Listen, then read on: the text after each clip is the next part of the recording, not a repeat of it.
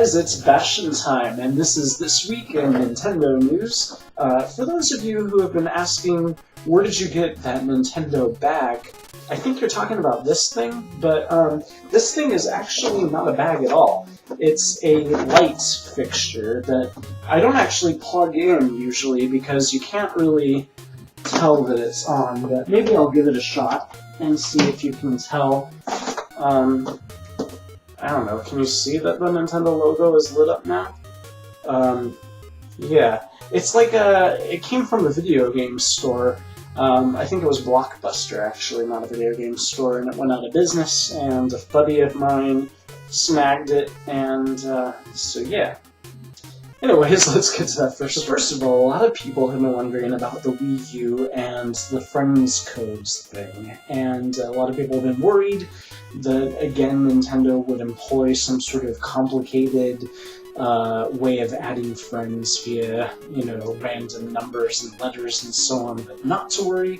Turns out that's not going to be the case at all. Instead, you'll be able to set up a username, basically, and then, just like in the Xbox 360 or PlayStation 3, you'll be able to easily add friends and give out your friend information that way. You won't have to memorize a crazy set of letters and numbers, thank goodness. Our next story is about Mr. Miyamoto, and in a recent interview he was asked, what will you be doing in 10 years? And Miyamoto, being the jokester that he is, said, well, first of all, he hopes that he's still alive, and that also he's still working at Nintendo, but that he feels like what he'll be doing in 10 years is focusing more on smaller individual projects headed up by him, and that he'll be passing the torch of the Mario and Zelda franchises basically completely off to the new, younger generation of developers there at Nintendo. He'll just be there to sort of guide people, and that's reasonable, and he is getting up there in age, so I'm hoping that he will still be around. For those wondering if there was going to be a midnight release of the Wii U at GameStop, unfortunately it doesn't sound like there's going to be.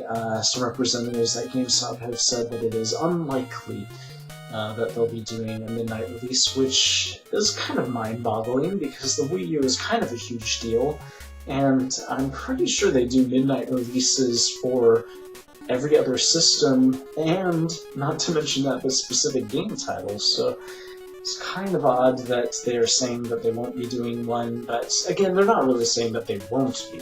They're just saying that at this point in time they think it's unlikely, but they urge people to check in with their individual GameStop locations to see if that's the case. So, of course, contact your... Speaking of the release of the Wii U, it turns out that on day one, you are going to have to update your Wii U if you want to use various online capabilities. Things like Miiverse and the video chat function, and the eShop. So, if you have no intention of using those features on day one, no need to worry, I guess. But if you do, then of course you'll just want to connect it to your internet connection and do the update. And they are warning, yes, unfortunately, because that is a lot of data, it might take a little bit for it to go ahead and update, and they hope you understand. So last week we had Pokemon Zombies. This week we have even less heartwarming Pokemon Suicides.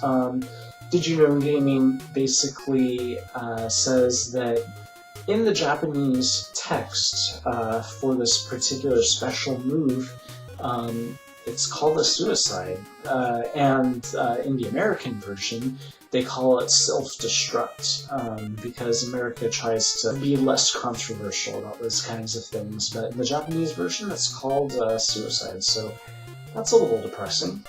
Another piece of startlingly dark Nintendo news is that apparently in the Japanese version of the Paper Mario Thousand Year Door game, there was a room where there was a chalk outline of a toad, and then a bunch of dried blood on the floor, so Yikes, that was completely removed from the American version, and I'm shocked that it was in the Japanese version. That's just bizarrely dark for a Nintendo game.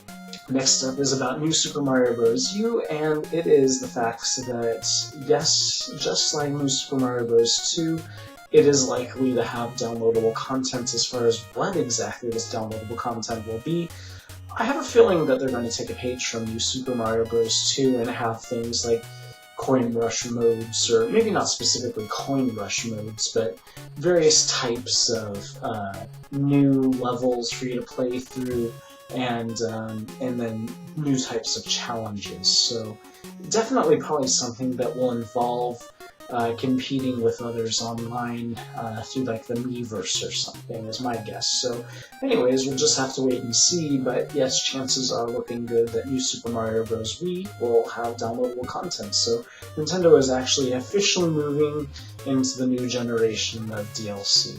Next up is about the Wii U and the fact that if you were worried about the process for transferring your Wii data to your Wii U, whether that would be possible, not to worry, it is, and whether that would be complicated, not to worry, it doesn't sound like it. It sounds pretty straightforward. Basically what you'll be doing is there will be an app on the Wii U that will have you take your SD card and put it in the Wii U, and then the app will prepare your SD card for this process. Then you'll take it back to your Wii, and you'll have to download an app on your Wii that will then transfer this data onto the SD card, and then you'll be able to put that in the Wii U. It will upload that data onto the Wii U and then delete it from the card. So yes, that does mean, however, that it's all or nothing. If you want your WiiWare games but not your saved data, that's not possible. It's all of your WiiWare games, all of your saved data, everything, and then transfer that to your Wii U. So that might annoy a few people, but you got your Wii U, what exactly are you going to be needing the Wii for anyway? So, yeah, it's not too big of a deal, I don't think. And then our final story, again about the Wii U, just to offer some reassurance. A lot of people were curiously worried that the in the box, the combo that has Nintendo Land in it, that Nintendo Land might not come in an actual regular case, but instead in a little paper sleeve. And I can kind of understand that. I mean, I would prefer an actual case myself. And not to worry. Apparently, yes, people who have already received the Wii U bundles have opened it up, and yep, there's the Nintendo Land actual box inside, so no worries there. So that's it for this week in Nintendo news. See you guys next week. Bye.